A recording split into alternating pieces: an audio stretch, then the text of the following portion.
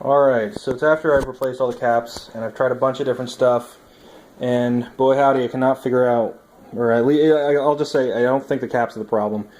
So I've replaced everything. You can see the bright yellow ones, the either polystyrene or not ceramic caps, these ones. Those ones have been replaced. I tried replacing a few other ceramics and put them back after I was done.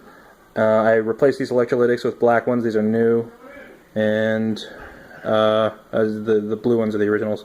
Anyway, that doesn't appear to be the problem. Whatever it is, it's still there. And actually now I'm not getting any sound at all out of it. So maybe I broke something at some point. But I guess what I should probably do is try to find a socket, because it does appear that the TV is receiving some sort of sound output, because every time I turn it on, it changes the sound from stereo to mono over the coax connection. So yeah, I'm not entirely sure on the next step for this, but I could be socketing the 6581 rather, and putting in that other chip that I found that may or may not be an actual SID, but that's probably where I'm going to be for now. I need to find a 28-pin socket somewhere, and yeah, it's what time is it? It's yeah,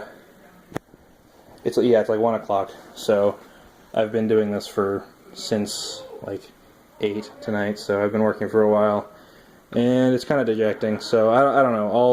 I'll have to figure out something else. If you guys have any comments, of course, they're always welcome. And yeah, and I'll be looking for a socket for that thing, and then I'll socket it and let you guys know if anything happens.